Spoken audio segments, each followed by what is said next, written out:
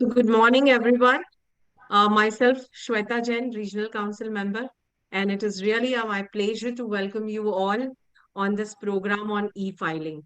So before I start the session, may I request everyone to please put your hand on your heart for the ICI motto.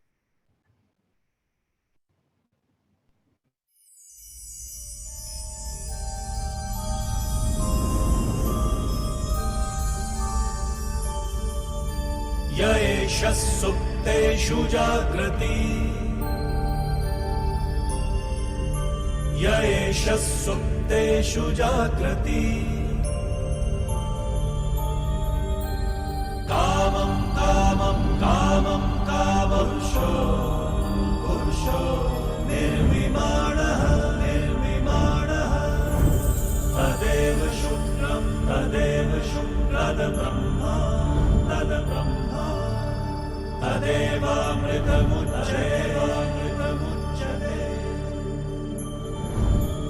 तस्मिन् लोकः शतः सर्वे तदूनात्यपि कश्चन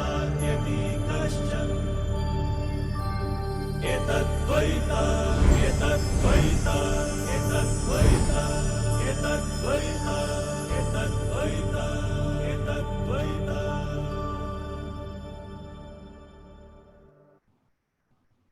Thank you. So friends, objective of today's program on e-filing is we want to equip our members with the latest knowledge, enabling them to navigate the complexity of e-filing. And during the today's session, we are going to focus on the latest requirement in ITR for assessment year 23-24, along with addressing the challenges and outlining the way forward for the professional on the new ITR portal. And for that, we have with us a very eminent and expert faculty, CA Avinash Rawani ji is with us, who is going to deliver on the subject. So, sir, I welcome you at the platform of WIRC. And really, thank you so much for accepting the invitation to be with us today morning. So, and I also welcome our coordinator, Nikita Mehra. May I request Nikita to please introduce to our faculty before handing over charge to the faculty. Sure. Nikita, over to you. Yes, sure. Our speaker, C. Avinash Rawani ji. He is member of ICI since 1993, holding DISA degree, and he has been practicing in the field of direct tax audits and company law matters. He has been a member of various study circles and study groups of WIRC of ICI. He has delivered around 600 lectures on the topics of income tax and company law at our study circles, Chamber of Tax Consultants, other corporate forums and organizations. He has been a visiting faculty for corporate houses and IIM. He has been contributing articles to various study groups and websites, including our ICAI journal. He has been a core team member of ICAI in handling e-filing help desk on issues on uploading, filing of various e-tax audit reports and e-returns mandated under the provisions of Income Tax Act. With this, I would request our speaker to begin the session. Thank you, sir. Thank you, Nikita, for kind introduction. C.S. Shweta Jain, council member, and entire team of WRC for giving me this opportunity. And today is the big day for me because today is the day when I passed out my CA exam and I have completed 30 years in this profession. So Great, congratulations. Thank you very much. And today's meeting, because anybody who has any questions, any issue related to e-filing, related to this portal, you can please bring it to me because I am in touch with this CPC regularly, and any issues related to CPC, you can just please dot because I have been handling this portal since last 7 to 8 years and in being constantly touch with them. So any issues which are there related to the portal, you can please bring it out. So any improvement which we have wanted to be done on the portal, we can definitely bring out to them and we can resolve the issues of the members. So today's discussion is basically related to much. We won't go into the forms filling up, and because forms we know that everybody is aware of, and just let us have a brief around this. Discussion is basically divided into two parts. That is, first is about the ITR forms, and second is about related to portals. So starting with this discussions today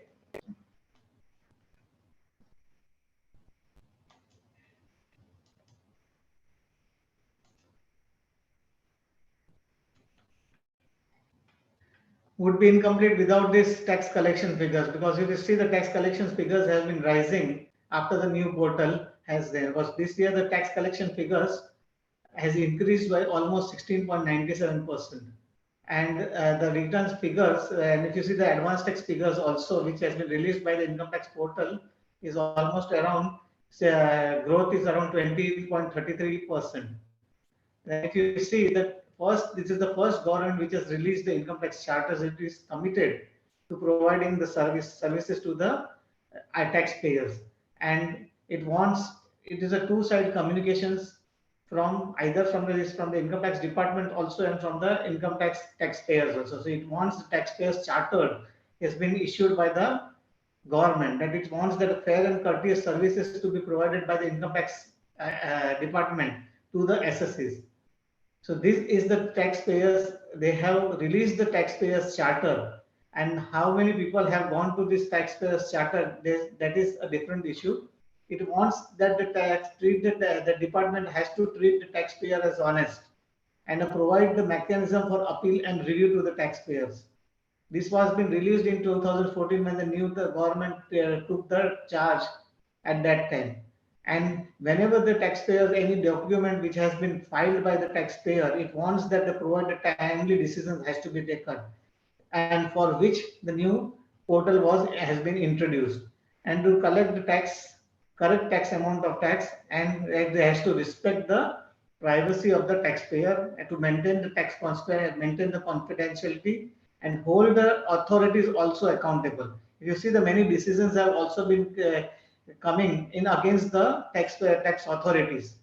So slowly and gradually, the tax authorities have also been made accountable after the introduction of these taxpayers, and also has been made that the representative also been given, that the tax given also been made, that every taxpayer has or can also appoint the authorized representative, which should be of their choice, to represent themselves for them in the department.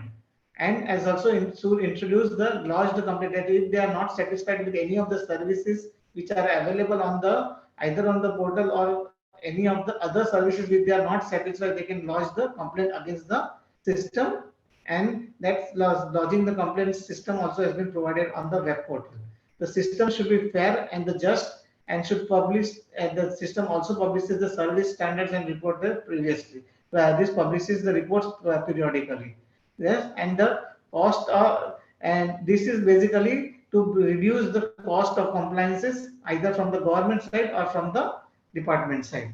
And accordingly, it also expects that the taxpayer should be honest and compliant, should be informed what is government is doing for them, but also see that department is that the taxpayer should keep the accurate records, and whatever the taxpayers are doing, or the representatives which are the taxpayers representative are also doing for them, they also should be informed periodically, and according for that purpose they are sending the emails, correspondence, and messages to them, to the email IDs provided by them, or the mobile numbers which have been provided by them.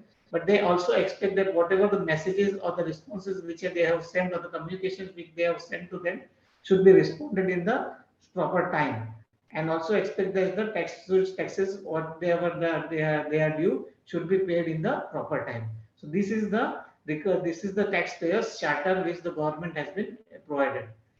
Coming to the statistical data, if you see that the total taxpayers which has been registered as on date is, that is on 31st May, is around 11 crore taxpayers have been registered on the individual registers. SSCs are there. Out of this registers, tax SSCs, 9.86 crore SSCs have linked their Aadhaar on 31st of May 2000 to 31st of May. And of this, the returns which has been filed by them is almost around on 31st of May, 25 lakhs people who had filed for the returns for the year on as per the year period from 1st April 2000 April to 31st May 2000. Right, but if you see as on date, almost around 2.2 and 22 crores returns has been filed by the department on the department's portal.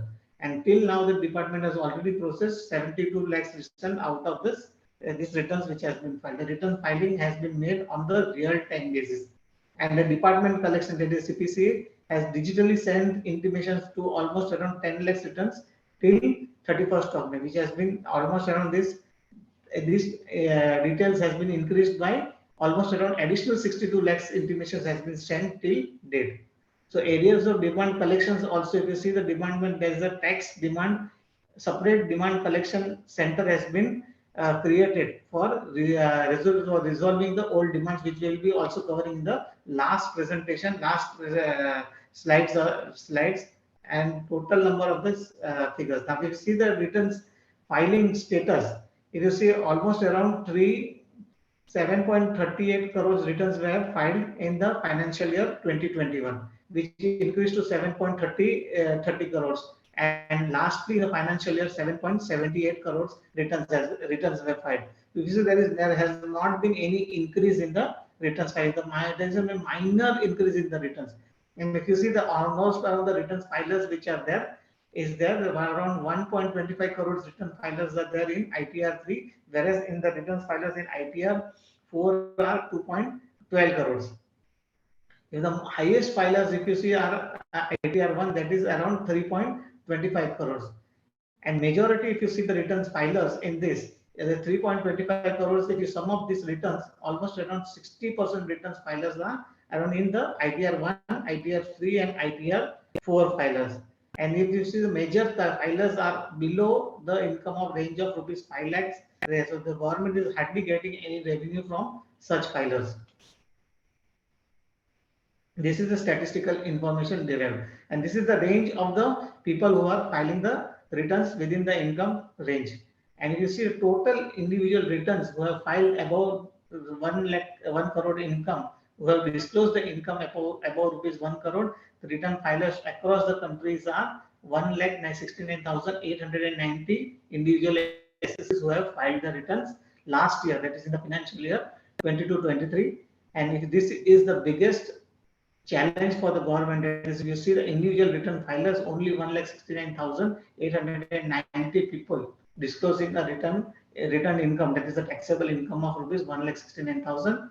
So which is to be seen that how much tax evasion may be there in the country. And for this purpose, the government has taken so many steps this year to see that in which places the tax evasions are there, and the government has taken significant steps to this will be covering in the last slides.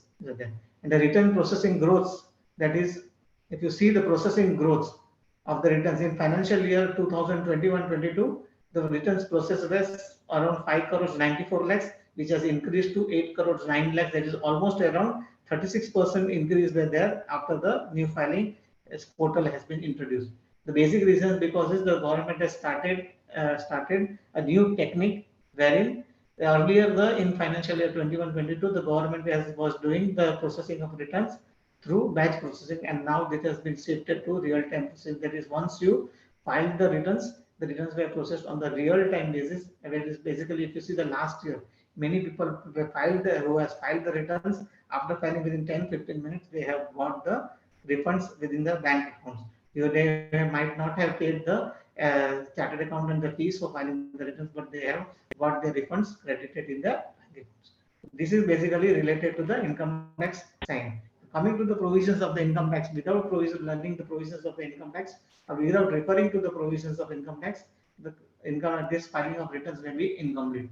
Just having a capsule knowledge of the income tax returns, that is capsule 139.1 is the basic provision which covers the income tax returns filing. That is 139(1) says that income tax of return of income tax return of income has to be filed on or before the due date specified.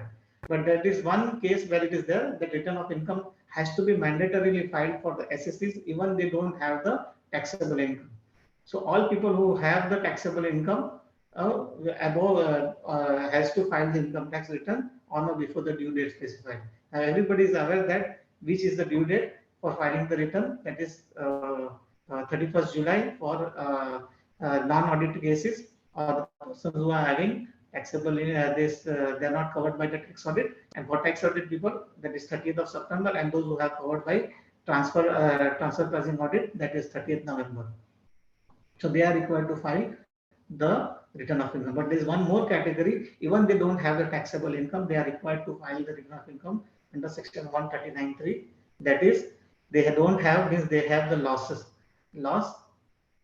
or they have a certain category, they have undertaken certain category of transaction, that is basically credit card transaction, electricity bill, above certain payments, etc. There is number of specified character transactions they have done. They have visited, they have spent certain money for certain transactions. That is, then they are also required to file the return of income, which is there under section 139. So they are also required to file return of income despite they don't have the taxable income. Then they are required to file the return. Then if you have failed to file the return of income within that specified due date, then they are required, they can file the return after the due date also, but they have to file within the specified time limit, that is 30 before 31st of December. That return will be considered as return filed and after the due date, but that provision of section 139(4) will apply. There are certain restrictions if you file the return after the due date.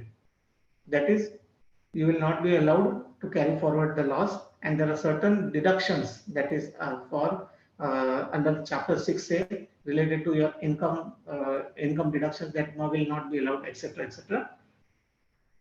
There in the provisions that you have to understand. So these all returns will be accepted on the system only after the e-verification is been completed by on the web portal. That is mandatory. So if you file the return of income, if you don't complete the e-verification, the return system will not accept the return of income. So that has to be completed. So after completing this filing of the return of income, the system will check your return of income. But if there are certain errors in the system will generate an error, a message will come, and then the defects which are there on the system, their defects will be identified, and the notice will be given to the SSC on the email ID or on the communication messages which are messages which are there on the portal. So then in that case, the SSC has to will be given an option to rectify the defects in the return, which will be the dead defects has to be rectified within the time limit of 15 days, which will be provided to the SSC, and that return will be filed, which will be considered to remove the defects that will be under section 139(9). So if that defect is not rectified within that time limit of 15 days, the system will remove that return of income from the system, and it will be treated as the return has never been filed. So this proper care has to be taken that the defective return has been rectified within the time limit. So there are number of defects, the defects reasons for identifying the defect. So defective the messages which has been sent, so don't ignore that message, and then even if there are certain reasons for that, and there may be the reasons that the system identified that reasons, and according to the message will be sent. So if you are agreeing for that mistakes, or you are not agreeing for that mistakes, the message you have to fill it on the fill it in the system, upload on that system. If the messages has been agreed, then you have to create a fresh JSON file and upload on the fresh JSON file. And after filling that fresh JSON file, also you have to e-verify the return, and then only the system will accept that e-verified return. Then there is, after completing these facilities, there is there's another option which is there, that if you have identified that there you want to disclose some additional income after filing this return, then there is one updated return which has been introduced in the Finance Act to 2022. But in that updated return, you have to you can disclose the additional income and you have to pay the additional tax. But there are certain restrictions to that updated return. Will come in the next few slides. Then after filing of the return of income, if you identify that there are certain mistakes which have been found out in the return, then you can revise that return. The original return can be revised for rectification of the mistakes.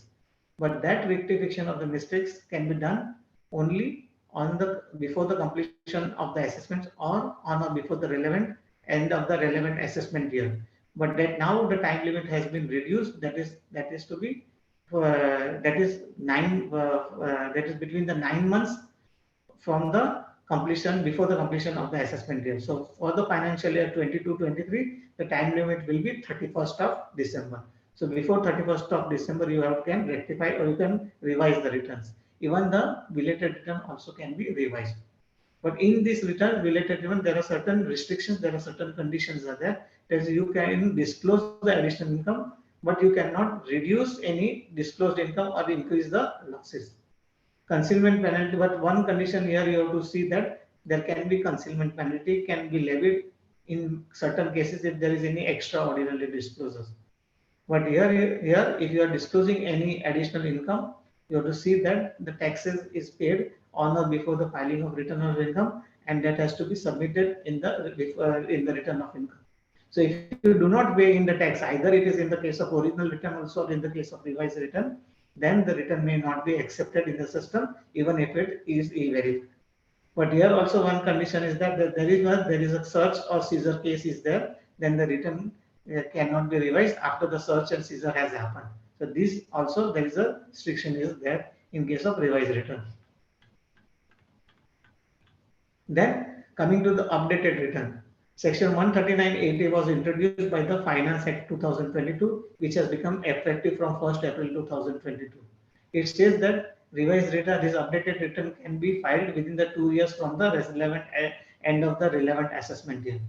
This option of the updated return is available only once for any one of the assessment year. That is, this has been introduced to report additional income and not to reduce any disclosed income or increase any loss. But what it says that if the return is filed within 12 months for any assessment end of the assessment year, then here the SSC has to pay the return the tax plus interest plus 25% of additional tax.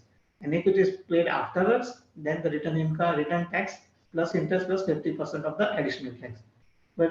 But if there is any refund of that, the refund will not be available. So additional tax has to be only it is for the payment of additional tax. Tax has to be paid again on or before the filing of return of income and has to be submitted in the return of income. And this return also cannot be filed in the search and seizure case. This is also a restriction, one of the restrictions which is there. And e-verification has to be completed. This is basically related to the provisions related to the income tax returns filing. So e-verification, if it is not completed, then basically it will be result in non-verification of return. Now, one of the restriction which is there, earlier there was a time limit of 120 days to e-verify the returns, but now the time limit has been reduced to 30 days. So that precaution has to be taken. And one thing here you have to remember, keep in mind that your date of filing of return will be treated as the date of uploading this completion of e-verification. Now, in many cases, when your return the first requirement of the filing of return is that your PAN has to be active on the date of filing of return. Now, one of the first cases is that your Aadhaar and PAN has to be linked. Then only your PAN will be active on the date of return of the filing. So first, you have to see that your PAN should be active. So in many of the cases, whatever only today is 15th is there, and now only 16 days are remaining.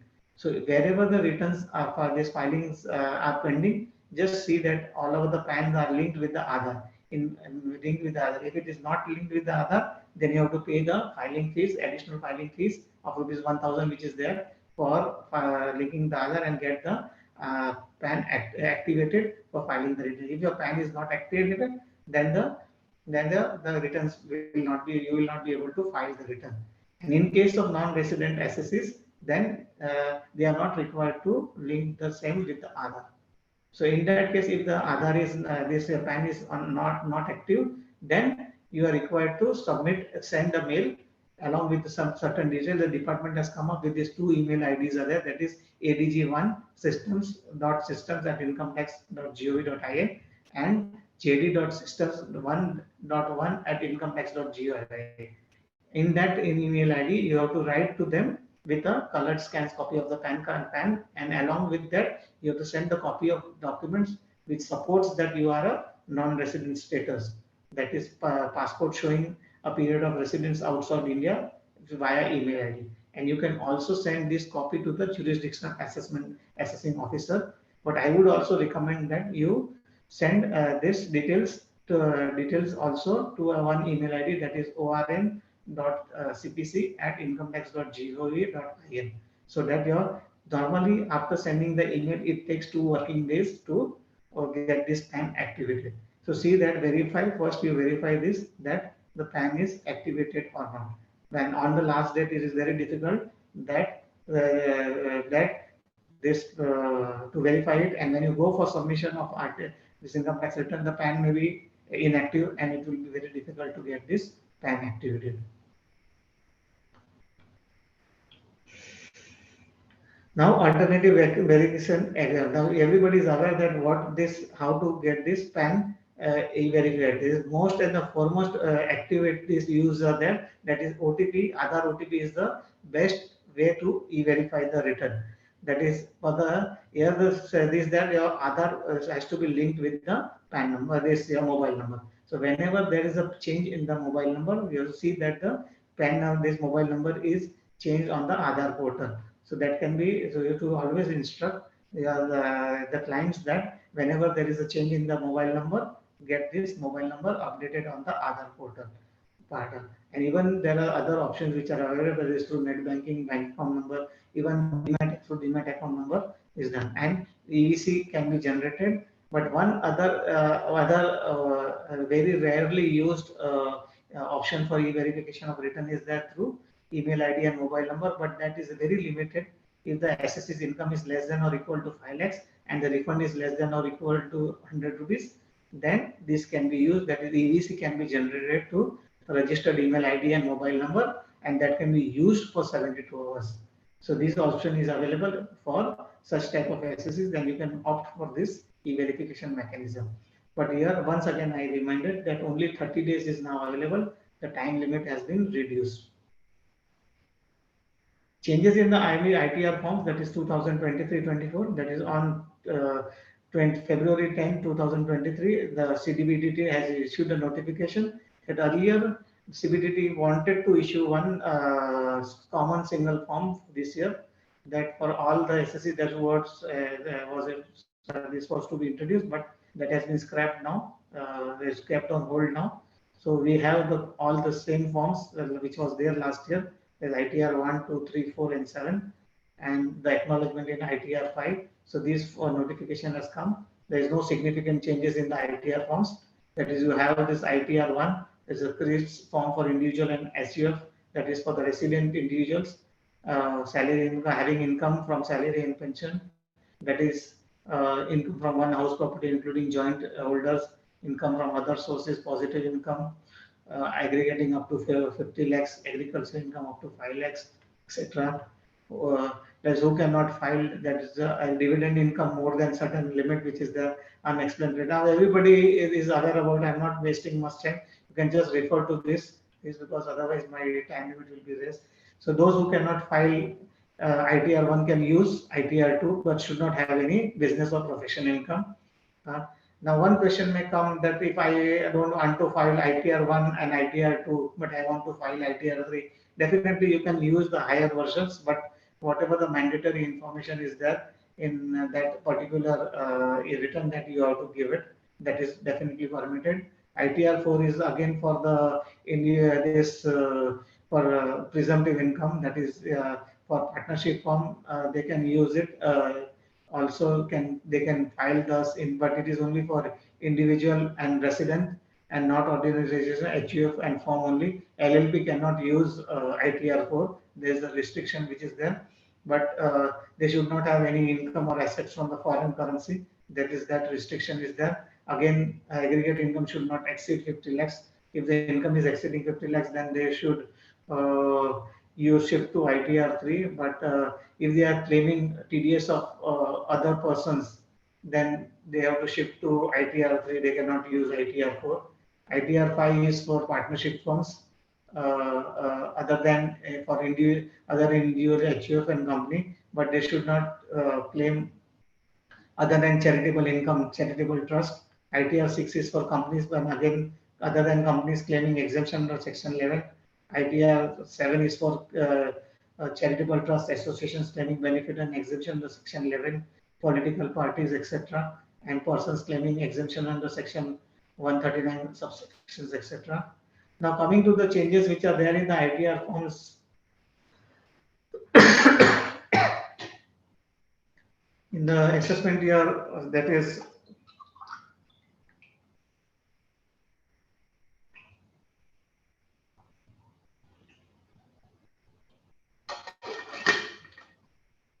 in ITR forms, that is for the assessment year 23-24, a new questionnaire in ITR 3 and ITR 4 has been added to determine if the taxpayer has opted out in the new tax regime in the previous year. Now, so if you see that new tax for their form has been added, that is form number 10 IE has been introduced, that is for opting out of the tax regime, because earlier you had a common form, that is 10I, one form was there. Now it has been, the new form has been introduced. So it has to be very careful. That is for business accesses, those who they can opt out only once. So please be very careful while filling up this form and information.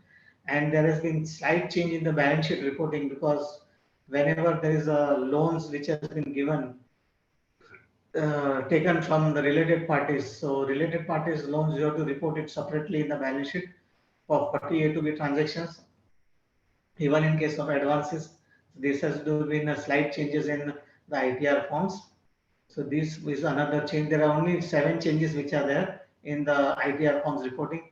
Then in case of salary and income from other sources, a new disclosure has been added for income from retirement benefits account, that is basically a PF and other retirement benefits if you are claiming it. So whatever is the taxable part and what is the non-taxable part, because if the person is claiming, who had claimed the benefit of PF and others, because now say above this 12% PF, if the person is whatever you call it, this person is saving more than 12%, then that part becomes taxable, and that whenever is withdrawing more than 12 amount benefit, then the interest part also becomes taxable. So that in the TDS part, which this capital withdrawal part, it become taxable, then that disclosure is made mandatory. Then about this relief which was claimed in the earlier year, but now disclosure is required to be made about the taxable income under which the 89A was been claimed in the earlier years. So that has been introduced, because this was going as a tax-free income. There has been made more tax planning was made under this section. The loophole has been, the gap has been for this gap which was there for tax planning, that has been removed.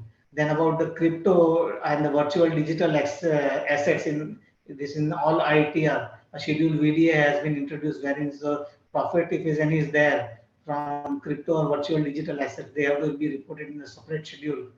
So if the virtual digital asset has been treated as capital gains, then the quarterly breakup has to be given in that particular schedule. And if it is reported as a business assets, then that is has to be reported separately. And if it is reported as a capital gains, then you have to give the date of purchase and date of sales accordingly. So the quarterly breakup will be captured over there in the capital gains. Then section 115 BBH, that is income from transfer of virtual digital assets and less deductible expenditure from that virtual digital will appear as a as the expense in the that particular schedule, chargeable under schedule. So that will be as a, that will be there captured over there directly in the computation of total income. Then about section 45.4, that is the deemed capital gains, about which were the changes were there in the Finance Act, that is ITR 5, where any distribution of capital asset is there in case of the dissolution or retirement of partnership firm, wherein the partnership firm or the association of person or body of individuals which has to pay tax when there is a distribution of assets, the fair market value of the asset will be deemed to be the full value of the consideration as a result of such transfer. So that disclosure has to be given in the case of ITR 5, and the deduction for section this cost of cost and the indexation cost has been inserted. So that schedule, that has been line item has been added in the ITR 5. So if any such transactions are there, so that details has to be given in the ITR 5. So this addition has been added in the line item, has been added in that this schedule CG in the ITR. Then about intraday trading disclosure, the disclosure has been given, that is what is the income from the intraday trading has to be reported now in the newly introduced trading section in the trading account. That is what is the income and what is the trading uh, uh, trading turnover amount has to be given over there. So in that special form, a line item has been added in the schedule. And about if FIIs, investors are there. So if the SEBI registration number has been to be given as a additional disclosure measure has been. So this has been added over there. And other disclosure, that is other changes due to Finance Act 2022, that is for cooperative societies, that is the other than those who are earning solely situated in the international financials, IFC, then the rate of alternate minimum tax has been reduced from 18%, 18.5% to 15%. Then option to disclose income, taxable income under section 115 DBI is given, that is calculated at 30% on the for the same trust. Then surcharge for the capital gains, that is has been restricted to 15%. So that precaution has to be taken. But now if you see, maximum people are using the private software. That is earlier, if you see that statistical information, if you see earlier around last financial year, 60% ratio was there. But now it has crossed to almost around 85% people are using the private software. So they need not worry about it. But I'll come to the last slides where I will cover this also. And in case of members and AOP, that is our companies, then the surcharge rate also is restricted to 15%.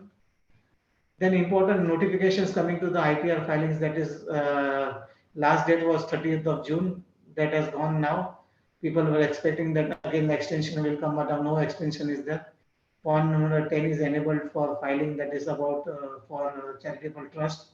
Then those who are claiming deductions for this charitable trust deduction, now form 10B is been number has to be mentioned over there under that section ATG deductions, without which deductions will not be granted. So that has been made mandatory. So, and that due date is extended until 30th of September. So those who are have not filed this deductions, this ATG deductions forms, so they have should file it before 30th of September. That is 10A date is also extended. These dates are also extended. So see that these are filed. Then presently all ITR filings, utilities are available. JSON files are not yet released, but ITR Excel files are available except ITR 6. So these are related notifications to ITR filings. And one basic, much important circular which has come about this software for the software providers, that on 25th May 2023, that is for assessment year, that is e-filing project validation rules has been released for them, for strictly for the software providers. They have to adhere to the rules, wherein software providers should adhere to the rules, and the department has come up that if they don't follow the rules, their licenses will be stopped. Now, what has come that they have seen that they are not following the rules, and they have, without following many of the rules, they are just releasing the utility, and because of this many errors have been happening and the demands are being generated because of the errors. And you see that if the software providers have been given one code to them, said if the utilities which they release, and from their utilities if the return has been filed, the department comes to know that the returns have been filed from this software provider, and based on this, so the many errors which has been demands which has been generated because of their errors. So departments have come up, departments have been sending them the notices that you follow the rules or the validation rules which are there, and they have the demands which comes from them because of their errors. The SSCs are facing the problems, and the results, the demands which are generated, and the demands which are not resolvable demand, because if the demands are generated and which are not in accordance with the software which is the income tax department requires the details, the demands are generated. So they are required to prepare the software in such a way that the income tax department's software and their softwares are in line. So if it is not there in that, their licenses will be cancelled and they will not be able to operate in the license. So this is one of the regulatory requirement which they have come. So I would also request that whenever there is any returns which you are preparing, don't blindly rely on the private software providers, because such type of software providers, because they are definitely expert in their field, and department requires certain information in their software program. So whenever any JSON file which has been generated from the software should be definitely cross-verified on the department software, because you don't have only, you just have to verify. It will take 10-15 minutes to just verify it. At least one or two returns should be cross-verified or cross-checked, which has been generated from them. You just have to upload the JSON which is generated in the department's utility and to verify it. And if it cross verifies and both the computations are crossly matched, then definitely then only you should upload it, so that there are no further rectifications which are required, and then only it should be uploaded. So your further processing time thereafter will be saved, and there will be no demands generated, or there will be no such 139.9 notices etc. will be generated from the systems, and your further processing will be stopped. So this is one, it is required. Why the new portal has come? That is basically to see that there is a interface, or now the department has linked every information from everywhere. It collects information from everywhere. All the softwares are linked, and they link from everywhere and collects the information from each of the portal. And the annual information system has been generated from each data is collected from everywhere, and basically the returns processing will be done. The returns is collected, and from that basis the information is collected, and your department is giving the pre-filled utility to the software provider, to the SSC, and from which you can verify that whatever the information which has been generated is correct or not. Now what is happening till now, the SSC was informing that this is my taxable income. Now the way has been reversed. It is department is telling that this is your expenses. Now you tell me what is your income. The scenario has changed. So if your spending is so much, from where you are getting the income, now you tell me. The department is telling now from where you are getting the income. So this is basically the department has come up with this. So new software is now becoming a mobile friendly. It is showing you the more explanatory videos. That is, if any person who doesn't want to get the services, any person, a layman only wants to learn that is what is income tax, then the explanatory videos are available. A guided path is there for all the users around. Auto-populated items are available. It is all the informations are available. The details are there. That is information. All informations are collected from all the various sources. That is from bank interest. Because if you see the SFT returns are filed from SSFT, all the figures or details are collected. It's bank interest from stock exchange. All the stock exchange deals are collected. Sales and details are securities are collected in capital gains section. That is deductible details like expenses, insurance, PPF contribution, etc. All these informations are collected and now pre-filled utility is generated. So any person who doesn't want to fill up the details of pre-filled utility is available. And from this pre-filled utility, a return can be easily, these details can be collected and only you just have to add and modify the details. From 26AS also all these previous entries are also collected. So slowly and gradually this system is being built up, though these are not fully reliable as on date. So the department is slowly and gradually creating the information. So from all this area, that is from the all this API and IDDRM, there is some GSTI and TDS portal, NSDL, civil, stock exchanges, IDRA, CANs, banks, state register, CDSL. From all this information, details are created. This is a portal. There's everybody is aware about it. Now you can just verify the return rings, etc. Have you see the your tax payment status, that is a refund, is also now being shifted to verification of refund also has been shifted to the new portal. Earlier it was there on the old portal. Your tax payment system also has been shifted to the new portal. So slowly and gradually your TIN portal is being going to be scrapped. Nothing is available, will be available on the TIN scrap. So e-pay tax now, earlier you have to wait for 2-3 days to get this challan coming to get this challan details posted to the 26AS. Now once you pay the taxes immediately it gets updated on your AIS, and from AIS you can just get these details ready for filing the payment of the tax, and returns can be filed immediately. So now you don't have to wait for 72 hours to get the tax details updated. So these are the details. If you find, if any SEC finds that your account has been misused, then you can just make the complaint also. You can verify your PAN, you can know your time details, you can just verify your tax calendar when you have to pay the taxes or not. Any tax and information details you want to derive, you can verify it on the these services. And any compliance to the notice, there's any notice which has come to you, whether this notice is correct or not, that also can be verified. And even for this CSI file for downloading the TDS returns also has to be now shifted on the this tax portal. So your tax TDS return is also can be filed as has to be filed now on this income tax portal only. So this is the new portal as well. The new changes in the portal, this password for logging on the IT portal also given an option to log in with the Aadhaar OTP to prevent the misuse. So if you forgot the password, you can regenerate with the Aadhaar OTP or through digital signature. But one thing you have to note that if you forget the password, then if you log in with the incorrect password 3 times, then it will be getting locked for 22 hours, 24 hours. So this has to be it has to be on the last day. Basically, precaution has to be taken that you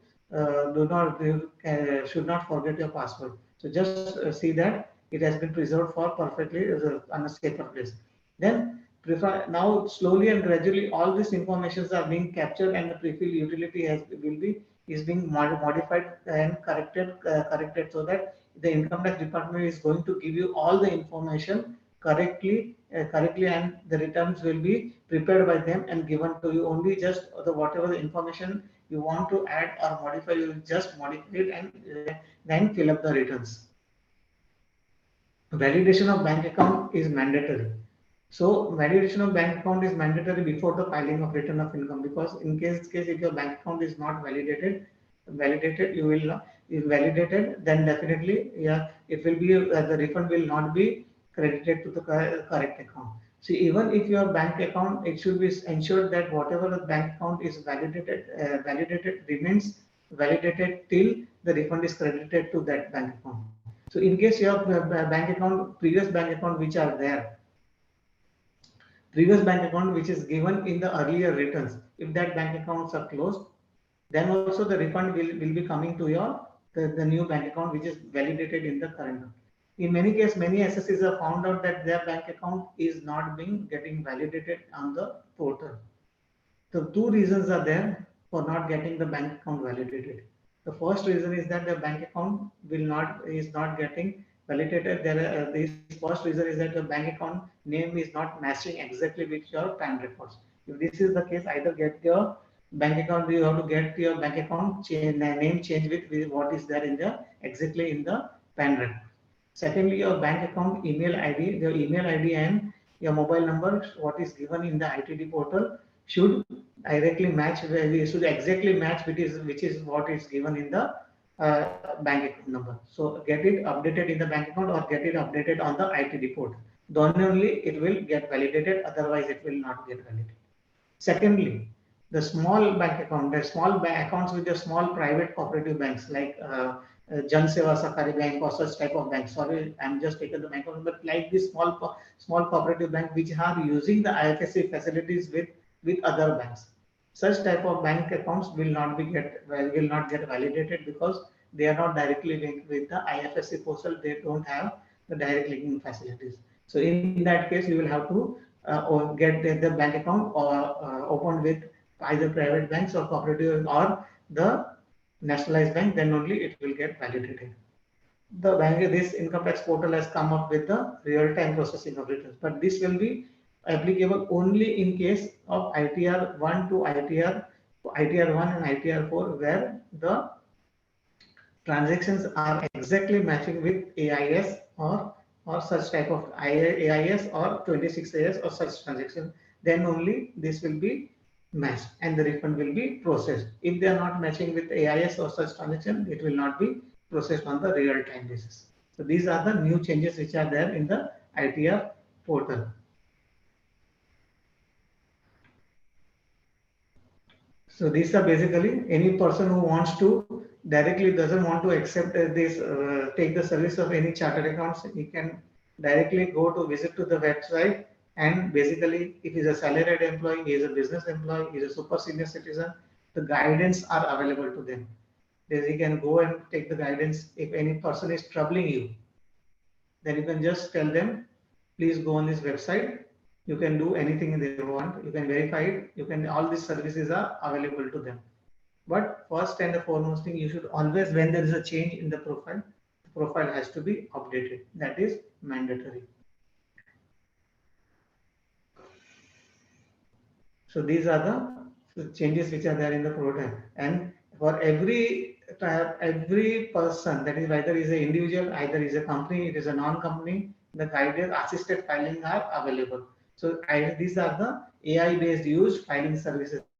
Any person who wants to this assisted filing, the department is for providing assisted filing. And even in this case, the vouchers are also being given. So then any person who is a very intelligent person, that is, we call it as a VIP persons, so they can just go to them and visit them, and they can take the services of the income tax portal to filing the return. Today I was just in the morning, I was reading one messages from a Twitter messages was there that person told that now CS are not required to file the return, required to file the return of income. The return on the YouTube's videos are available, that they can take the assistance of YouTube videos and can file the return of income. And return of income, they can file the returns. Now see how these things are working. The time will come and we will see how it was filing. And for tax professionals also, they can use the services, they can take the services, and what are the services available for the tax professionals also, they can go through this using and for using the web portal filing, they have to just see the website policies also. Without using the website policies, you cannot use it. There are terms and conditions. So if for using the website portal, there are, if you don't follow the website policies under the Information Technology Act, the actions can be taken. And for any type of grievances related to website portal or any services related to portal, you can file these grievances also here on the portal. You can give any feedback for any related information, or if you want any assistance or any help, the help desk numbers are given, or you can click over there. These are the basically. Then services for chartered accountants, you can file the chartered account statutory forms, but this can be done only if you are the SSA adds you as a chartered CA by a taxpayer and you have accepted the request. Without accepting this, is the e-appointment has to be done. Without this e-appointment, the services cannot be done. Then e-verify of the forms has to be assigned by the taxpayer. You can upload the bulk 15 CB forms. There is 15 CB forms option is available. view filed statutory forms. You can view and submit the grievances and set higher security or login options to profile and register the thing. Now, two things are there. Earlier, what was happening in the earlier web portal, that is when where the signatures this in XML was sent, the digital signature was generated and you were able to upload the forms. But here the restrictions have been whenever you want to upload any of the form, digital signature has to be affixed. This digital signature has to be attached to the machine or to the laptop. But so this is the biggest disadvantage over here. You cannot just generate a digital signature and the signature and you can find it. So this is the biggest disadvantage over here. And second thing is there that the digital signature which is registered on the portal, same digital signature has to be used. You cannot have the multiple digital signature registered, which was there in the earlier portal.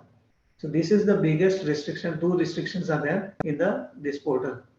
So till that digital signature which is registered on the portal, till the due date you have to use the same signature. You cannot change the signature until it is expired. Then about the taxpayer, the help any more videos are there. These help videos are available. Then about for other agencies. So there is like any private agency they want to view take any services. These are the paid services available to them. They can verify the bulk PAN, that is in the CMS type of service or any other type. This banks they want to verify any PAN time.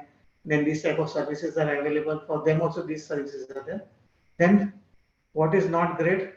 That is one is sluggish speed. That is now we will in the last 15 days you will come to know how this website will be working. Data is not getting saved online. This is the biggest disadvantage. That is sometimes it creates when the website is working good, it is working very good. But sometimes when it is not working, this is the problem with all the IT things. Verification of 206 AB is again creating a huge problem because you have to go through numerous process about this is verification of that is when the person who has filed this returns for the last 2 years and all that has been now shifted to this compliance portal and all you have to go through n number of processes and then only it gets generated and a huge text documentation is required, etc. JSON and XML comparison, basically JSON object, how it is working because JSON is they can be preserved to long time because for that purpose it was uh, has been created because it is a better reliable mode. Reliable mode. What is the department? It is a though it is a less secured mode. What is said, but JSON is for the government has decided for data is readily accessible in the JSON object. That is the purpose is this.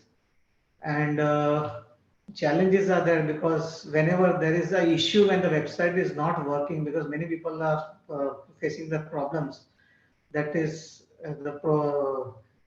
profile updation is required to be done. So profile updation, what you have to see that there should not be any special characters in the profile updation. If there are any special characters in the profile, then this website will not work. So if there are any issues is that then first you go and update the profile.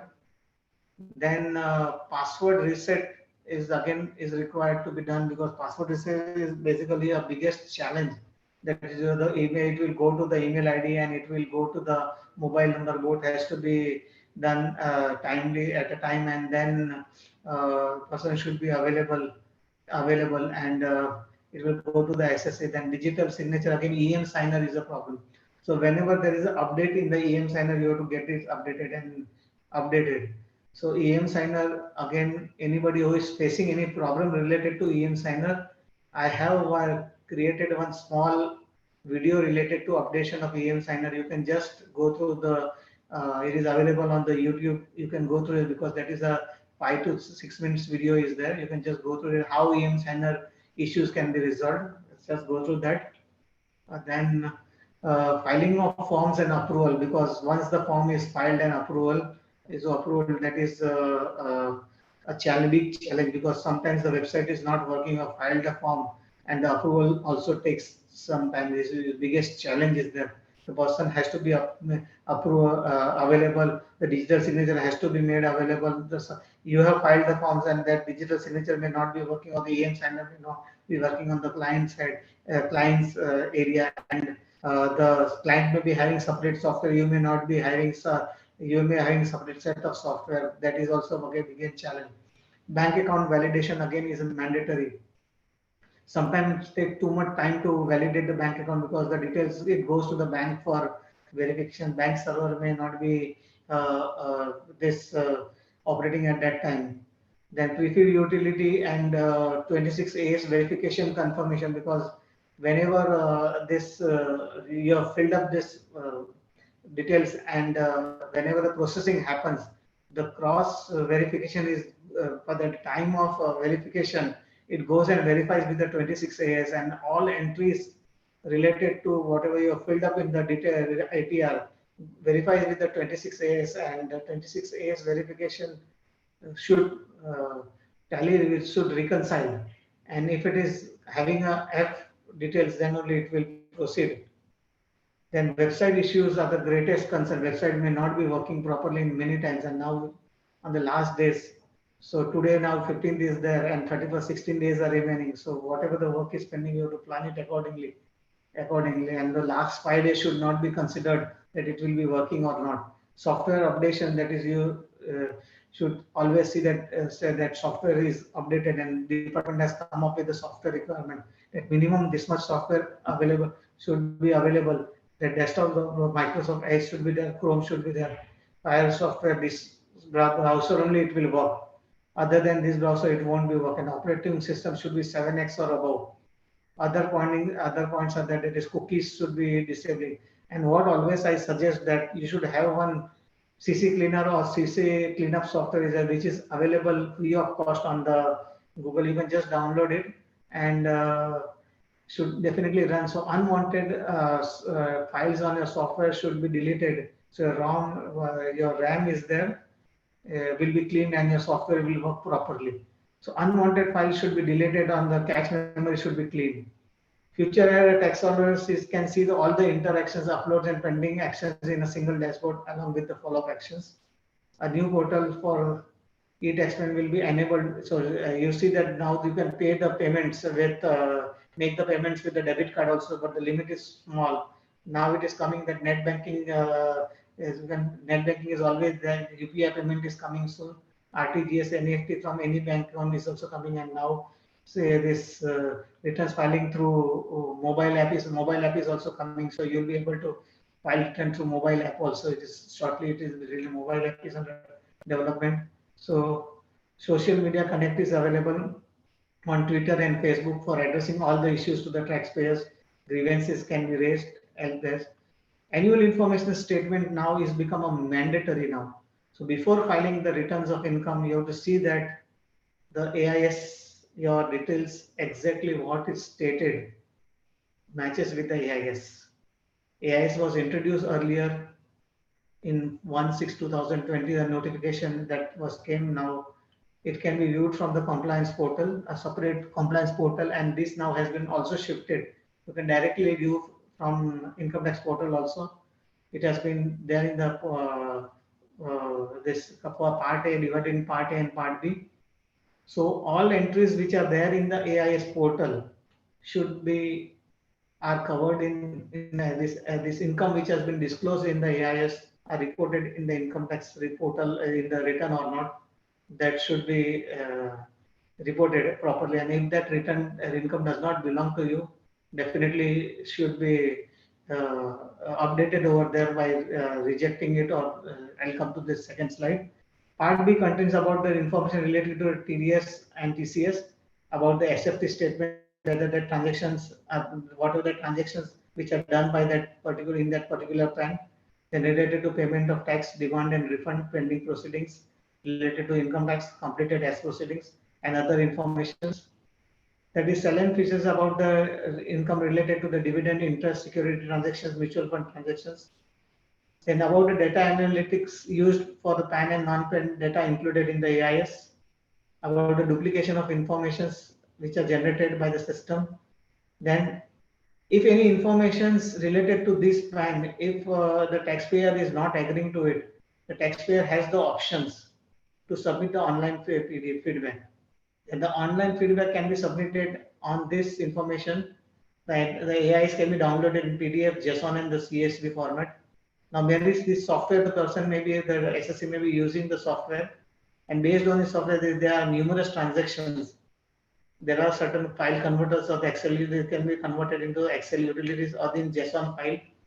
They can be converted, and the feedback can be converted. Feedback can be converted and can be uploaded directly from the utilities which are available. Can be uploaded, and accordingly, when these feedbacks are uploaded, the entries will be the small, or based on this feedback, the person who has submitted this information, the information will be passed on to that respective the filers, and based on this feedback, the feedbacks will be taken from them also, and this annual information statement will be updated on a periodically basis. So AIS really will be enabled to expert to view this AIS periodically, and now this AIS mobile application will also be enabled, will be available to upload the feedback. So AIS level feedback can be used for providing whether information is correct. If the information is correct, SSC can say that this information is correct, whether the information is taxable or not taxable. If the information is fully correct or not, this functionality can be used to modify the correct details. If information relates to other PAN, then SSC has the option that you can mention the other PAN's details also. If it is related to any other assessment here, can mention over there that is relates to another area. If the information is duplicate, then that can also be mentioned. Information can be denied, and based on this feedback provided, it will be shown separately in the AIS and will be updated in the TIS. So these are basically related to annual information system. And what I always recommend that whenever you are filing the return of income, and based on this AIS, you should always keep the record of this AIS system. That on base of this information, because this is going to be changed periodically. So sometimes in future, suppose if the SSC says that I had given this information and based on this information you have filed the return, this could not be challenged. And the chartered accountant should not be held responsible that you have submitted the wrong information.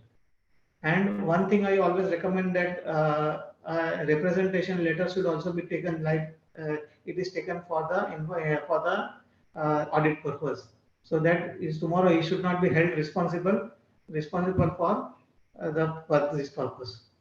Secondly, that no, this for processing of income tax returns for the assessment year 23-24, it has been taken that actually this year the processing return of the return of income will be done through AI software program which has been developed by the income tax department. So this software will they collect all the information which is will collect the data which is linked to a PAN card and will automatically follow the linked data with the Aadhaar card. So it will collect the information because now Aadhaar and PAN is linked. So all your data which is linked to the Aadhaar card and PAN card will be collected, and the transaction links to the Aadhaar and PAN, because many people have not provided the PAN number, but Aadhaar is linked, Aadhaar details are being collected. So fixed deposit, quarterly interest credited, share, dividends, transactions, etc., etc. Now if you see the transaction related to mutual funds, shares, long-term capital gains, etc., etc., will be reconciled. And also it will be start telling the undeclared bank accounts which are there in the name joint bank accounts where you are second name of the third holder also. So if the first holder, second bank holder, also there this information also will be reconciled. Even in many cases it is seen that the post office bank accounts are also not declared in the income tax returns. So there also to that extent the artificial intelligence will search all the information, and to that extent it will go and reconcile. So those who have not filed the return of income, it is a precaution for them. So go and see that. So provide this information correctly and file the return correctly. You can show to them that these systems are going to come and file your return correctly. So banks now always are paying for payment of tax. Bank slowly and gradually all the banks are being migrated to the income tax portal. So these are the list of the banks which has been migrated with the date of bank. You can pay the tax now. This Bandhan Bank has been added day before yesterday. This is the private bank. So whatever the banks these are available over here, through this you can pay the tax, and this way you can validate the bank accounts can be validated easily through this bank. And if you see this, those who are using the private software basically, now when this bank gets migrated over here, your BSR code automatically gets changed. And basically you are using the private software wherever is there. When the BSR codes are getting changed, the BSR codes are, when you're using the private software, the BSR codes are automatically saved. When you select the bank's name, automatically the BSR codes pops up. So just go and verify whether the BSR code is pickup is correctly is matches with the challan or not. Because if the BSR code selected by the bank is correct, is incorrect, you will not be getting the tax credit. New help desk contact details are there. There's a dedicated contact details are there on the help desk number, that is ICAR Sampark Center. These are the for tax TDS. They are separate number. The email IDs are there. For e-filing related to this contact details are separate. For NSDL related contact details are separate. You can just contact any issues related to the email IDs are there. Generally, it takes 24 hours to 48 hours to resolve your issue. When you send the emails to them, they will contact you related to these details. And the email IDs which are there for tax audit report, for income tax return, they are dedicated email ID. Even if you have made the payment of the tax and you have not got the credit for them, for there you have a separate email ID, you can mail it to them. And any other research issue related to your e-filing, you have a dedicated email ID, that is e-filing web manager. You can mail it to them. And in case you are not able to resolve any of the issues related to them, they will send an email reminder to them. They will contact you within 24 hours. Then about the demand management system, the department has set up a demand management system wherein the old demands which are outstanding, you had to go and visit to the department to resolve your issue to the department, resolve your old demand. Now many of you would have got the mail from the dedicated email ID that your demands are pending from the systems. Now what they have to do is, this is the analytical tool which has been monitored by the Mysore Infosys. It is a case management tool which has been developed to resolve the issues from the team consisting of AO. That is, it is a Infosys has come up, which is income tax department has developed as a resolve. Wherein earlier the person SSA had to go, or the chartered accountant had to visit to the income tax department. Now they have come up with a team which is consisting of assessing officers, a team of professionals, and a joint assessing officers to resolve these issues with the internal deadlines. They are having internal deadlines. So when you would have got the email, from the tax demand email ID, you have to send an email to demand management system with a subject line, PAN number, assessment here, tax demand. That is, if you are from the Mumbai, you have to send the Mumbai. Then with the ITO details, that is which ITO has raised the demand. Now the ITO demand numbers have this ITO jurisdictions have changed. So you have to find out which is the present ITO jurisdiction. This you will get it from the your profile, from the income tax profile. Once you put you log into the systems, and from that profile you will get the ITO details. You have to send the mail to the tax demand. This is a dedicated email ID, tax demand @cpc.incometax.gov.in. This is, and once you send the email, along with in this email, you have to send all the documents which you have submitted to the assessing officer. Scan copy of all the documents. You don't have to go to the income tax department. You just send all the documents which you have submitted to the assessing officer. All your letters, all your demand documents, all the details. And once you send the email, it will generate a system generated acknowledgement number will come to you. And a phone call will be coming to you, the SSC or the chartered accountant who is authorized to it, and you have to just see that this call will come as a spam to you. So don't treat this number as a spam. These are the dedicated number, outbound call numbers. There's 821-6671-200, 821-413300. 00. So these are the spam here. So these are the numbers which are there. The call is going to come to you. You can, to confirm whether this mail has, you have to send this email to the mailer. So the email.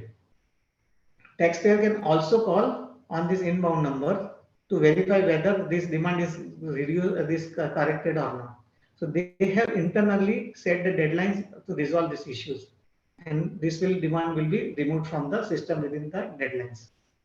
So this is basically to resolve this. Now why income tax? Now this department, this is their internal. This a good cartoon which I got it from a friend, that income tax never know how income tax this department is going to know what have it. I had gone to the good restaurant, have paid this much bill. Now how it is going to come to know about this? Income tax department knows everything, because now this information is also there in the IIS. If you pay more than 20,000 rupees bill to a restaurant, this is also has to be covered in the this AIS information is also covered. So these are some of the useful tips, that returns are generally prepared by the staff and uploaded, but ensure that it is correctness before the filing, because on the last days, definitely what happens, everything goes in the auto mode. People prepare the returns, file it, upload it, and forget it. So don't do that, because ultimately it is our responsibility. Ensure that the sufficient and accurate backup is available for the future requirement, because not to depend much on the system, better and have one hard copy. This is my present, because dedicated slides are there. What happens that we have n number of workings which are there. So n number of workings are there, because you send it to the clients, send the details to the clients, and working 1, working 2, working 3, working 4 are there. And once the returns get filed, we forget everything which was the correct working is there, because now these workings are required to at a time of e-assessment, etc. You have to submit the workings, but details are not available. So ensure that whatever the final workings are, you keep that working, and unwanted working should be deleted, should not be kept in the system. Only the latest working should be there, so that any unwanted workings are, if it is deleted from the system, so that this is there available, which is there.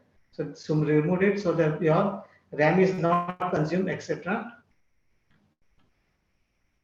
Then if a person says, why I should do this, what should be there if I don't file the return? Section 80C has been introduced, which says that if you don't file the returns, there are certain deductions which are not available. Then there are stringent prosecutions for not filing the returns. That is section 276 C is there, which provides for an imprisonment up to 2 years if the person does not file the return in time. Now the department has started taking actions. Exemption has been given in cases if the furnished return is furnished till the end of the assessment year, if the tax payable is up to 3,000 rupees, but the companies don't provide any. For companies, exemption is not available. Basically, the target is that to prevent the abuse of these exemptions provided on the basis of the amount of tax payable, because there are many shell companies or the companies to holding Benami properties. Department has started coming up with this type of advertisements. That is, so in the income tax portal, this type of advertisements are available. Now, whether the direct extension is going to come or not has to be seen, but due dates are there. Now I've tried my level best to complete this in the available time. This basically is my views and should not be taken as any information from the site, either from the website or from the institute, etc. It is only for the purpose of discussion and should not be taken any legal interpretation. You should visit to the study accordingly. Friends, thank you very much for your this, and thank you once again. Thank you to the institute for giving me this opportunity. I have tried my level best to consider this cover all the issues and all the things. Any questions, any issues related to this? You can take up the question and answer session now.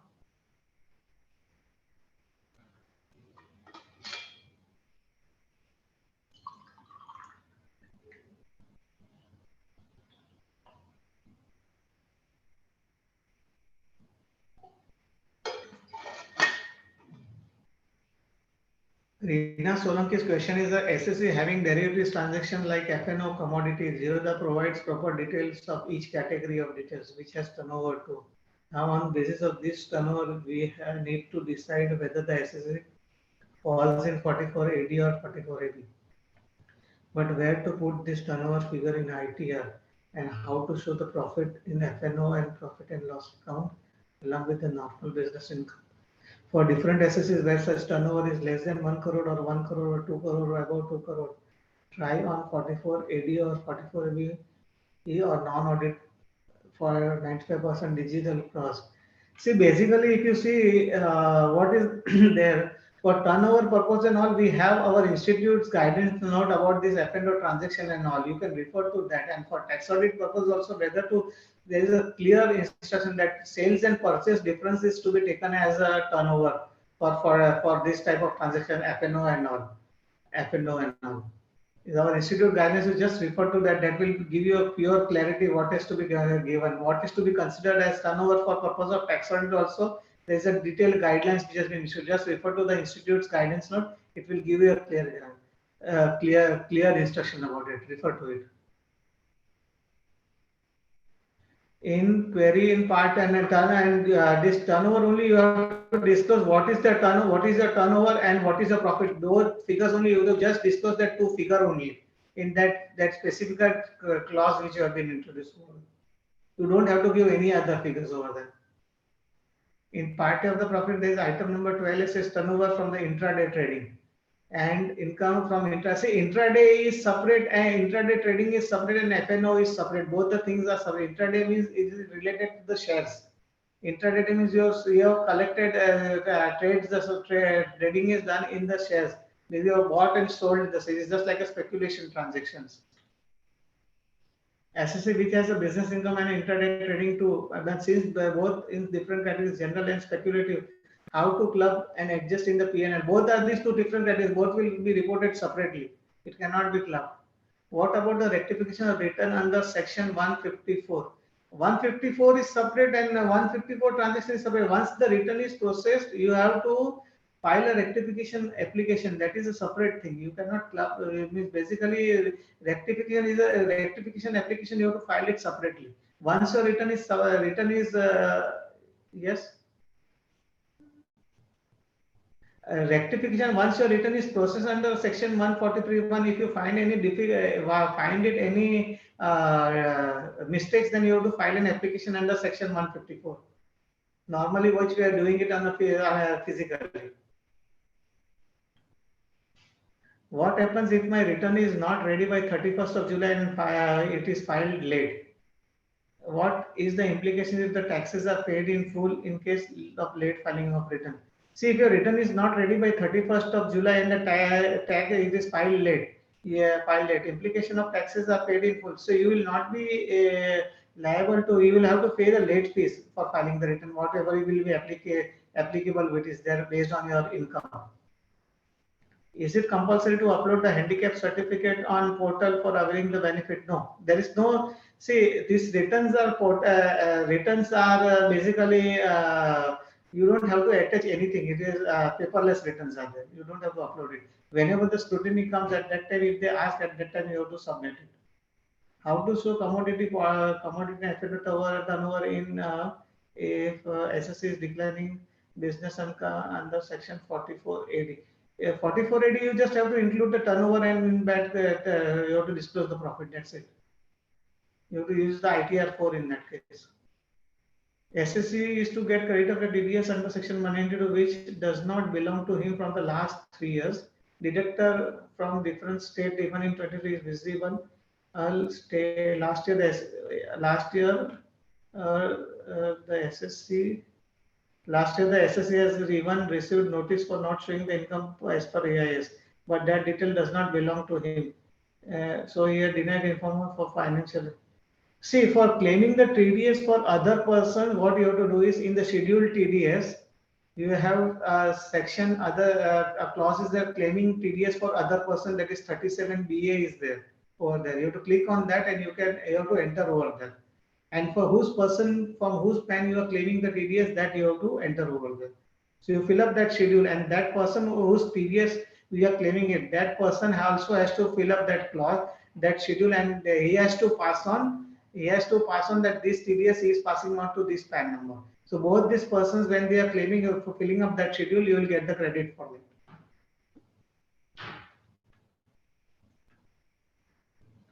Which ITR form is to use by person for having F&O income and opting for presumptive tax and also capital gain?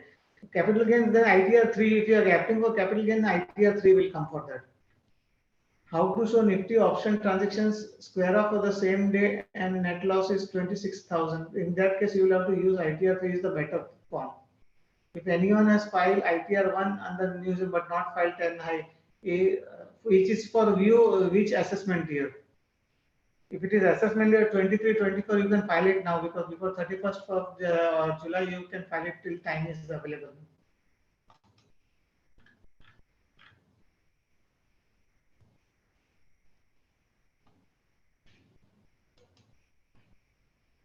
Any more questions which is related to this? You can relate it to. I have given more time to question and answer because I wanted to resolve people's issues related to CPC.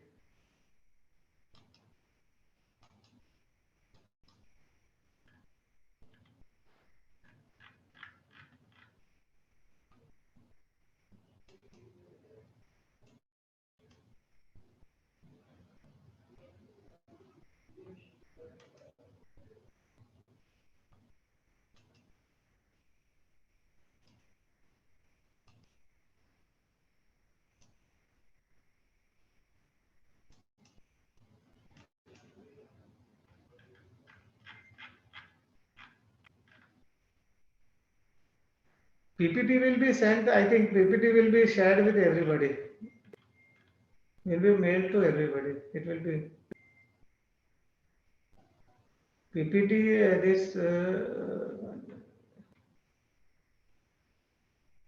Is CPC allowed to adjust the refund as on date? Basically, where you have to submit it against the outstanding demand. If you have submitted the response, then they are definitely they are not.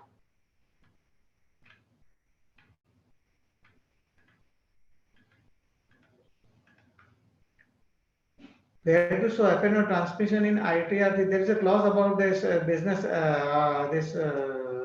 sales and all. You have to fill up the details over there. 10IE was submitted before the due date, but the ITR was filed before the due date, but still ITR is processed in the old regime. If it is submitted before the due date and ITR was filed, so you can send this to email ID ITR CPC. Just note down the email ID ITR CPC. I'll just type it ITR CPC.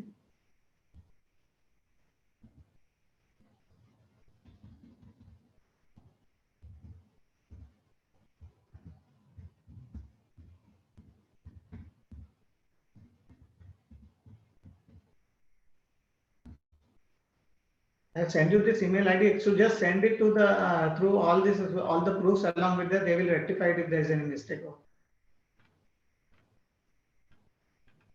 Send with all the details which you have filed it and along with the PAN number and details. They will rectify it.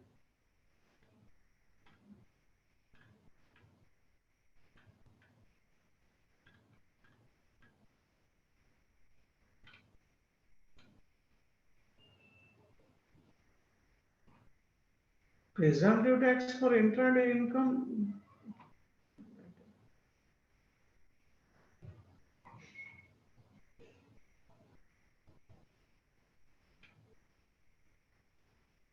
Square off on the same day, definitely. Square off on the same day becomes a speculation. This trading income, you can definitely fill up that intraday in the turnover is there. No, that you can fill it up and show as income. That will be your turnover and that will be your income. Fill up that schedule and you offer for taxation. And you can opt for presumptive because that will be your same income only. So presumptive income, what it says that your taxable profit or income or whichever is higher, you have to report that amount. Validation errors crops or are displayed when return is validated. I didn't understand this question. Validation errors crops or are displayed when return is. See, there is once you run the file, If the file is invalid, then it won't allow. It won't generate the JSON only. It won't allow it. If it doesn't allow it, then there are errors in the file. It won't allow you to upload the file, validate the file only. What if the SSC forgets to claim TDS in any year of the income as their same was not reflected? Get the message that there are no errors. Means if the message that you have got the message there are no errors, then it is valid for filing. What if the SSC forgets to claim any TDS in the year of the income as the message was not reflected during the filing item and income is already shown? For example, income is of financial year 2021 and the SSC has shown the income and filed the item, but no TDS was there in 20. Now the TDS is reflecting in 2021 but was not claimed either, so he can claim in 21-22. But income is already shown in the last year, or if the SSC has claimed in TDS was not available in 26 and deducted the minimum and filed in 21-22, but instead of 2021. And now the deductor is not ready to take any action and rectify it. See, now this Finance Act 22 has already amended this, that if you have disclosed the income in earlier assessment year and if you have got the TDS credit, you can claim it. So based on this amendment, you can already claim the TDS in the current assessment. That is allowed. Take the benefit of the financial year Finance Act 2022 amendment, and you can claim the TDS benefit. Up to 2 years, you can claim it. Take the benefit, see the provision under section Finance Act 2022 or you Finance Act 2022.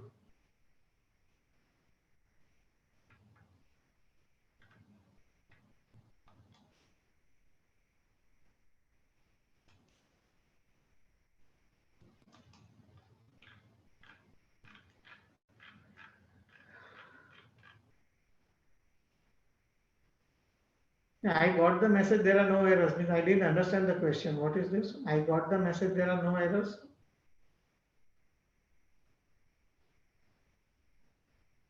When you are putting the figure inter profit and loss account, it is automatically adjusting the profit from normal business. It should not. But the software is adjusting the normal profit and the speculative profit.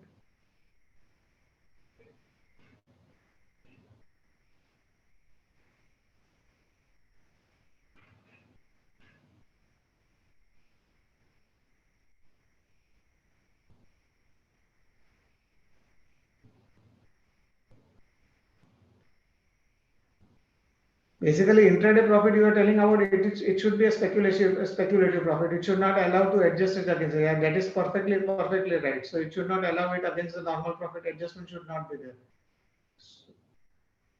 So you basically, this is incorrect. So you should have report it in the report it over there. So this I will bring it to the note. I will have to bring it to the notice of the.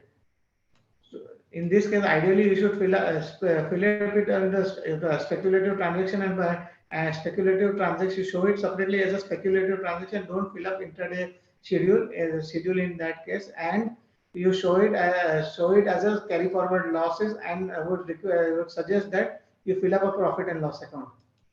If the property and loss account, do we need to show assets and liabilities? If the property is under construction, do we need to show it under assets and liabilities schedule if the property has been registered? If asset and liability, that is, you are talking about schedule asset schedule AL. If it is above 50 lakh, income is above 50 lakhs, definitely you will be required to file. You are definitely will be required to fill up it schedule, because once the agreement is registered, it becomes your asset. And to that extent, amount paid.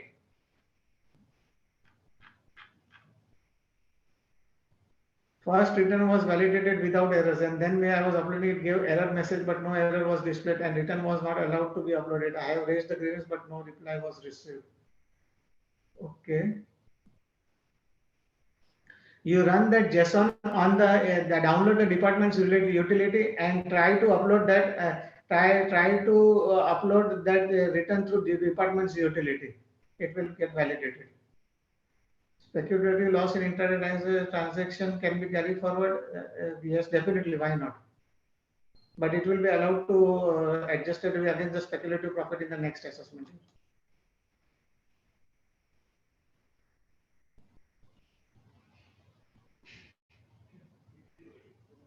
Square of same day, yes.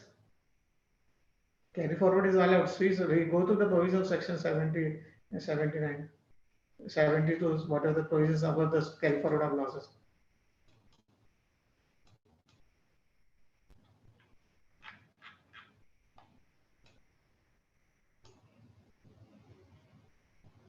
It was online. You just raise your grievance on the e-filing web manager along with your send e-filing web manager at incometax.gov.in. Send your JSON file to them and with your PAN number, they will contact you.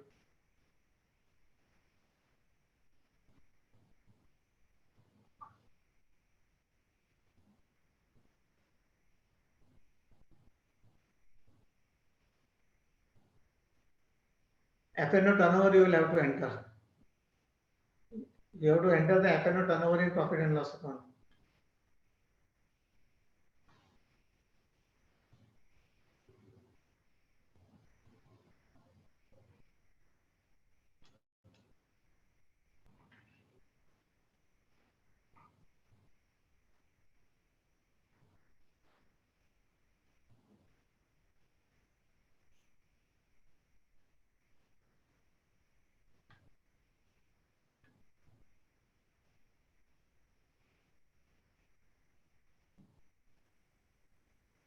Sir, there are few questions in the chat as well.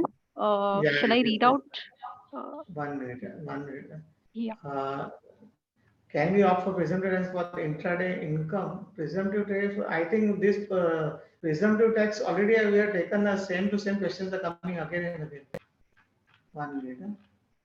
For F&O turnover is rupees 2 crore and net loss is 44 lakhs. So how do we adjust in profit and loss? You have to just fill up ITR3 and fill up full profit and loss account. Then only the loss will be allowed. Otherwise, no, it will not come over there. Share transactions basically related to this for big losses. I would always suggest that we fill up prepare full balance sheet and profit and loss account and fill up. Otherwise, it will be a huge problem. 1 minute. Chat box there. If anyone has filed and the news without file, in ITR1 you don't have to fill up 10 IA because that is ITR1. It is an inbuilt 10 IA is there, so that is not required. If a person has been filing returns till last year, but this year his income is less than tax slab, then it is fine to not to file the income return of income. It is better. It is if he doesn't have the taxable income, but you see that 1/6 criteria is about the spending, etc. It is not that he doesn't file the return of income. It is okay, but he should send a reminder send a mail that his income is below taxable, so he has not filed the return income. When will the available portal of filing? It should come anytime. Chetan Mehta, no voice. I think I'm audible or no? Yes, sir, you are audible. This Usually in seems the to be an AIS, older message. usually in the case of AIS, in case of joint investment, it is shown in the name of the first holder. What happens is it is shown in both the holders. Does the second holder deny the investments? Yeah, in case of in the if it gives a plan of the first, it will be it will be duplicated in the name of the first holder. You can definitely say that it belongs to the first holder. Why it will be duplicated? You can definitely say that does not belong to him. Straight away you can say to it. Still confused? Share trading will be shown in the other income or trading section. Share income, say it basically you understand the provision. What is the provision or income tax provision? What is how you are showing it? You are treating it as a capital asset. You are treating it as a profit and gains. You are treating it as what? So you are showing it as a trade income. I think you just put the question answer in the chat bar. This question and Q&A only. All the questions should please put it in the Q&A section because it will be becoming very difficult to refer to both the things. If a person files on the receipt basis, but AIS reflects income on accrual basis, how will the mismatch be? You can just mention over that income belongs to the reflected in the second year. Don't worry, nothing happens. It is reflected over there, not an issue at all.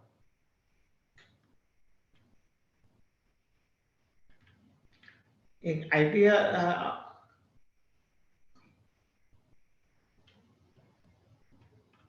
then about can we file ITR 2 with new region without filing 10I? 10I in ITR 2 also 10I is inbuilt only. You don't have to file separate 10I. If a person files this is already taken, how to decide which regime have to use, filing old or see 10I you have to decide based on all, and if you are using the private software or anybody, they give you the option that which scheme is better that you can use by using the private or any private software you use it. They all the softwares are good. If income as per the table of TDS table and AIS and as per the table in AIS, then which one to report? See, basically AI 26AS is final and AIS is just for the information purpose. But you should see that AIS, if in AIS is just for the reference purpose that all your income is reflect correct or not, is for the reference purpose. But you should not ignore the AIS while filing the return of income.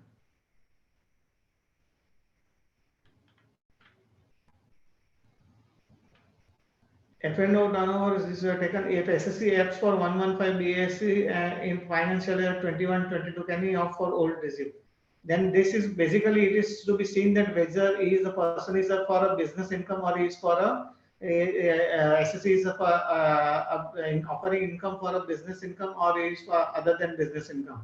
For other than business income, he can definitely change in each assessment. That is separate. He can definitely change. But in case of a person who is having a business income, the option is available only once. That is especially if he has opted for 115 BSc in one assessment year, then next year he can change it. But that option is available once he has changed it. Then he cannot change it again. Come back, revert back to the old regime back. This change is allowed only in one time in the life, once in the lifetime. Cash gift received on occasion of SSC whether to show in the income tax return under the income from other sources or not because it is exempt. See, if you refer to it as income from other sources, then it becomes taxable, and you can show it as an income, exempt income, exempt income, etc. That is depend because generally gifts is not where gift is not an income. It is a capital receipt.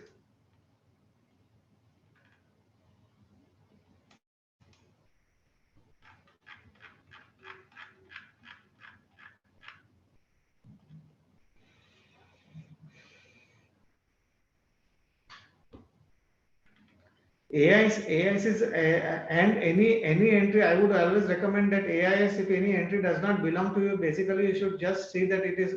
You should mention that it is not belonging to you. Otherwise, notices may come that you have not reflected your income correctly. And if it is already disclosed in the assessment, earlier assessment or next assessment year, just mention that this belongs to that assessment year.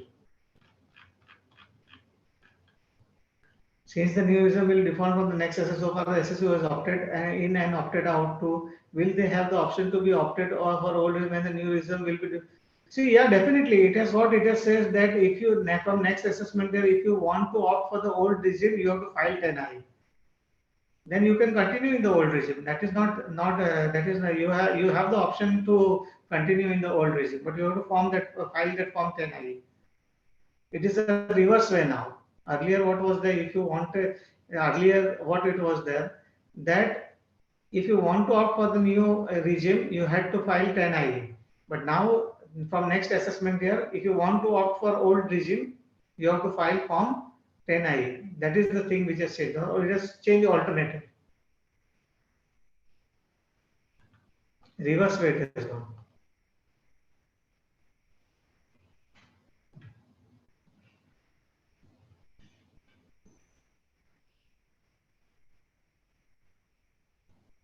Can you advise that for CS which category as an intermediary is applicable? And if you design filing software, then which category? Means I didn't understand the question only. Can you for means intermediary? You're talking about e-filing intermediary? You can design your own software. It depends on it is It is so there is only one type of intermediary which is available. There is no choices in that. You can design the software based on which it is there.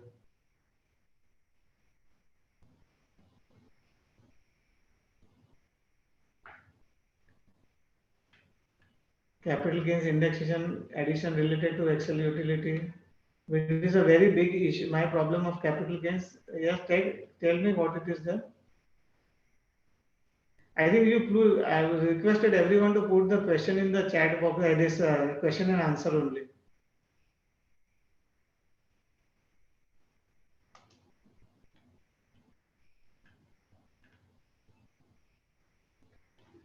Explain. I say earlier what it was there that you are requesting any loan which has been taken or given as a single figure in unsecured loans. But now that a breakup has to be done. That is what is the loan taken from related parties. That is from 40A to B covered parties and what is taken from other than 40A to B. So that breakup has to be given now.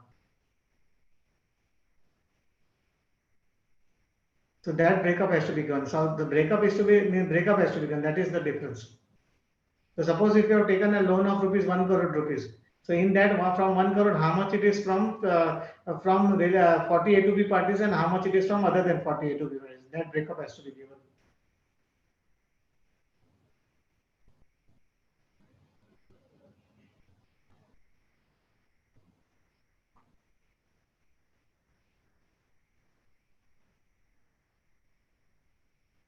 What if the SCC forgets to claim TDS in the year of income as the same was not reflected during the filing of ITR? And if the SCC, if the income is shown, for example, 2021, I think this question we have already covered earlier. Since the last 2 days, too much issue of importing AIS software is not working on it. So we can file ITR without considering as if you are confident. Definitely, it will be. See, basically, I would always advise don't take that much risk for filing. And if you are confident, then definitely you can definitely do it. But see that if something happens, then it is at a risk. And I would always suggest that please take a declaration and before filing any return of income, just don't blindly rely on the client's information and file it, because there are many cases which has come because recently the clients have started blaming the chartered accountants for filing this incorrect details and all. So take proper appropriate action, means proper precaution while filing the returns. I think I have tried my level best to also deal with all the issues also. But if again I have forgotten something, please forgive me for that. Thank you very much. Sir, couple of questions in the chat. Again, it has come. Yeah, shall I read it out for you? Yeah, please. Yeah. If we took housing loan from brother, whether the deduction of interest and principal amount is available in the ITR. It's not a bank loan. Yeah, definitely you can claim it, but you need to have a certificate, because when at a time of scrutiny, you have to see that linkage has to be seen, that amount has come from the brother and that amount has to be has been paid to the for purchasing of that link. That entry has to be matched with that, and you can definitely claim it. Why not? How to Okay, get the certificate from the brother? Later, you have to get the letter from the brother. right. There's another question. If a person is proprietor and also partner in the partnership firm, how to report about the loss in proprietary firm against remuneration from partnership firm, especially for professionals? Can remuneration be combined in consolidated profit and loss of person? Person is a proprietor and also partner in proprietorship. Person is so proprietor income will be reported separately. There are two businesses basically. So basically there are two businesses, right? One is a proprietary firm and one other is a partnership firm, right? He's getting an income from partnership firm. There are two businesses. What na? That is the thing, na? There are two businesses. One is a proprietor. He's a person getting income from as a partner, and secondly, is getting a remuneration from the. He is getting a person is a proprietor and also a partner in a partnership firm. There are two businesses. So he is getting a loss, and so against that loss, he wants to offset the remuneration. So both are two. So you have to show it as a two separate businesses. So that one will be so that will be two businesses. So then there is an option in that. If you see in the ITR, there is the option that income from partnership firm and income from business. So you have to mention it over there. So both will be line items will be separate over there, and it will allow you to adjust it. You see in the ITR, there are two. It is the two spaces are given for that.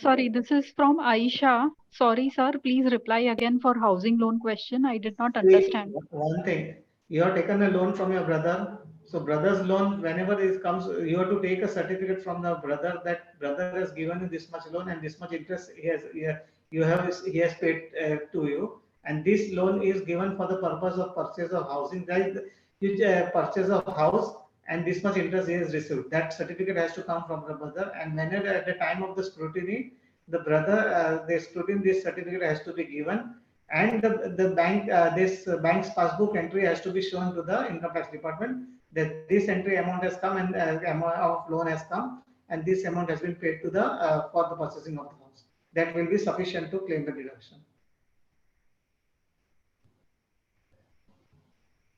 It's clear? Aisha, hope your question is answered. Okay.